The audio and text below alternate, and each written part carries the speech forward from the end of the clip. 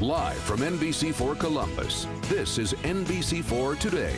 A very special honor ride this Memorial Day weekend in Central Ohio to help soldiers make the transition back to civilian life. Over 1 million veterans have been injured in Iraq and Afghanistan wars. So far, more than 6,000 veterans have benefited from Ride to Recovery, and more than 2,500 bikes have been given away.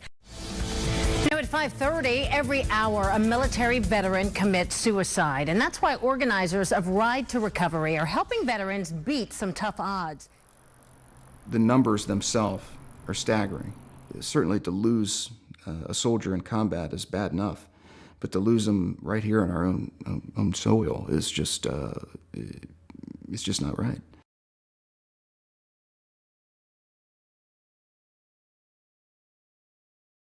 As American citizens, we take too much for granted.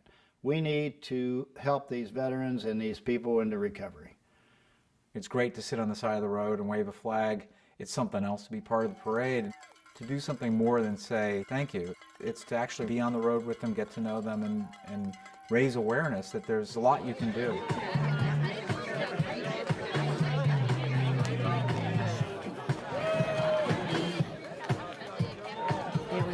Beautiful, sunny, great day. The feeling in the air was special.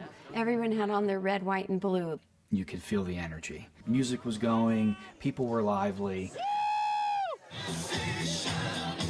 Many people showed up who were not cyclists. And so it was really great to do a ride where it was a bunch of cyclists and a bunch of other people just want to be part of it. Smiles on everybody's face that morning. You couldn't find anybody that just didn't want to be there. They were that fired up. There was so much good energy at the beginning of this ride. Everybody knew that something refreshing and new was happening. Morning, everybody. We rode with several of the veterans that have come back that are beneficiaries of the program. It's just very emotional, very moving to see what they came from and where they are currently. When I was riding with Matt DeWitt, it brought me back to reality. He just held on and gave it all he had. We should do more to get these kids back on track. How do you give back? How could you possibly give back to someone that's made the ultimate sacrifice? To acknowledge it is one thing, to respect it is another, and to show them a little love about it, that's a whole other thing too.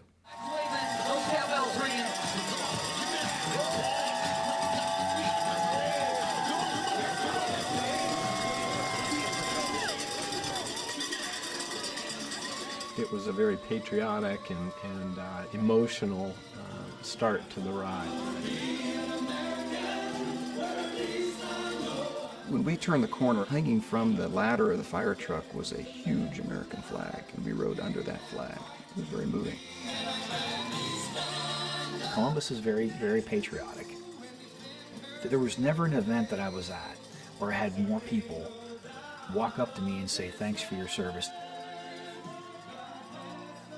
Patriotism lives in everyone. You just don't get to show it as much. What else would you want to be doing on Memorial Day weekend than riding next to a hero? These guys are out there with limbs missing and still riding as strong as anybody else. And you're just amazed. There are so many charities that everybody has a choice to be involved with, but this one makes a difference at an individual level. You can actually participate and see where your money's gone. Ride to Recovery and these honor rides gives you the ability to have a direct connection with the veterans. You're out here riding with us and seeing how it is actually helping us. Being on the rides, we all share what we've been through. We have the same experiences, and we can all relate in one way or another. It's a way to do athletics where it was just about camaraderie and not about time and racing. I've never seen so many veterans together. I just felt like I was a part of something again. And you just feel a sense of belonging. I thought it was very exhilarating. I appreciate the support that veterans are getting out here. It's just good to be out here riding with the brothers that I know and love. We kept each other going, motivated each other. It was nice. Staying active, staying healthy, and having fun with your friends. And that's what this is all about, and I want to keep doing this. This is beyond raising money. This is raising awareness. This is creating a vision for a population. With traumatic brain injury and PTSD and physical injuries, there's probably a dozen family members who suffer along with the veteran. And there's a way to help all these people. So if you think about it, that's a hell of a force multiplier. Kind of exciting.